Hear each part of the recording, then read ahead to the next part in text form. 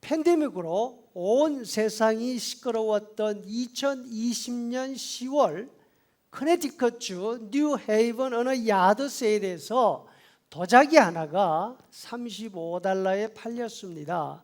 푸른색 꽃 모양이 새겨진 밥그릇이었습니다. 도자기를 산 사람 생각에 아무래도 모양이 특이해서 전문기관에 감정을 맡겼습니다. 감정 결과 모두 깜짝 놀라고 말았습니다. 15세기 초 중국 명나라 영락제 때에 제작된 것으로 최소 30만 달러, 최대 50만 달러까지 나가는 진품이라는 것입니다. 소더비 경매에 붙인 결과 무려 72만 1,800달러에 낙찰이 되었습니다. 야드세일에서 이 물건을 판 사람은 애석하게도 그 가치를 알지 못했던 것입니다. 바울 사도는 자신을 가리켜 질그릇이라 하십니다. 7절에 우리가 질그릇이다. 그런데 그 안에 보배를 가지고 있다. 고린도 교회 사람들은 바울 사도를 귀하게 여기지 않았습니다. 그도 그럴 것이 오랜 나그네 생활, 잦은 투옥과 고문으로 몸이 성치 못했을 것이기 때문입니다. 갈라디아 지방 신자들은 보기에 이런 모습이 너무나 안쓰러웠습니다. 그래서 자신들이 대신 아플 수 있으면 좋겠다고 생각하기까지 했습니다. 갈라디아서 4장 14절 너희를 시험하는 것이 내 육체에 있으되 너희가 업신여기지 아니하고 할 수만 있었더라면 너희의 눈이라도 빼어 나에게 주었으리라. 반면 고린도 교회 사람들은 바울 사도의 그런 모습에 멸시하는 태도를 보였습니다. 여기에 나오는 질그릇이라는 표현은 바울 사도가 직접 만든 말이라기보다는 고린도 사람들이 바울을 가리켜서 비하해서 한 말이 아닌가 생각이 됩니다. 저 사람은 금그릇, 은그릇 그런 거 아니야. 톡이야. 아무짝에도 쓸모없는 톡이 이런 뜻이죠. 그런데 바울은 그 말을 부정하지 않습니다. 너희가 몰라서 그렇지 난 그런 하찮은 물건이 아니야.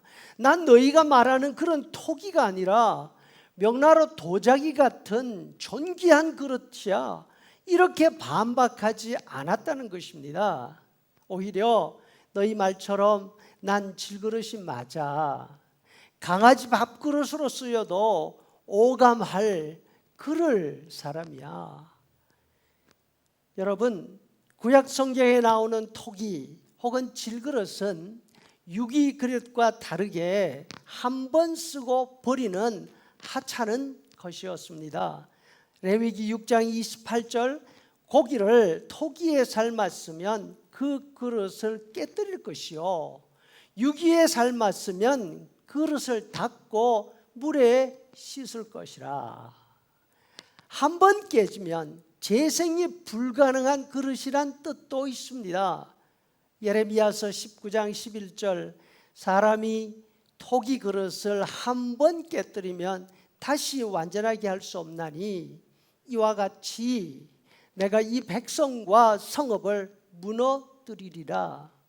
하나님께서 아무짝에도 쓸모없이 되어버린 이스라엘을 깨뜨려 버려야 될 질그릇에다가 비유하신 것이죠.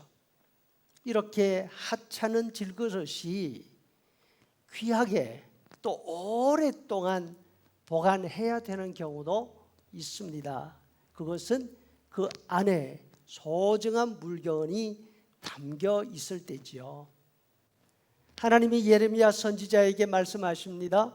예레미야서 32장 11절 하나님께서 이와 같이 말씀하시기를 너는 이 증서를 가지고 토기에 담아 오랫동안 보존하라. 예루살렘이 곧 함락되어 있지만 예레미야 너는 땅을 사고 매매 계약서를 질그릇에다가 담아서 보관하도록 하라 하시는 것입니다. 질그릇은 일회용입니다. 한번 깨지면 다시 붙여 사용할 가치조차 없는 그릇입니다. 하지만 그 안에 토지 매매 계약서가 들어있으면 오랜 시간 소중하게 보관을 해야 합니다. 금이 가거나 물이나 먼지가 들어가면 안 됩니다. 깨져서 그 안에 있는 증서가 망가져도 안 됩니다. 토기는 하잘것없는 그릇이지만 그 안에 들어있는 소중한 계약서 때문에 소중합니다. 바울 사도는 고린도 교회 신자들에게 이 비유를 말하면서 구약 예레미야 선지자 이 말씀을 염두에 두지 않았을까 생각이 됩니다. 자신은 예레미야의 토기처럼 별 볼 일 없는 사람이지만 하나님의 사랑 편지, 예수님의 복음을 마음에 담고 그 복음을 전하는 그릇이기 때문에 아무리 우겨쌈을 당해도 핍박을 받아도 거꾸로 떠임을 당한다 하더라도 절대로 망하지 않을 것이라 말씀하고 있지요. 바울 사도는 사람들이 자신의 가치를 알아주지 않을 때 자신의 가치를 애써 주장하지 않습니다. 오히려 자신의 부족함을 인정합니다.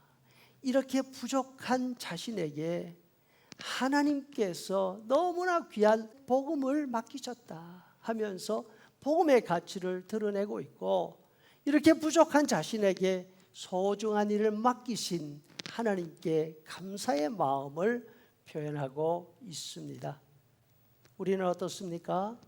정말로 하잘것없는 존재들입니다.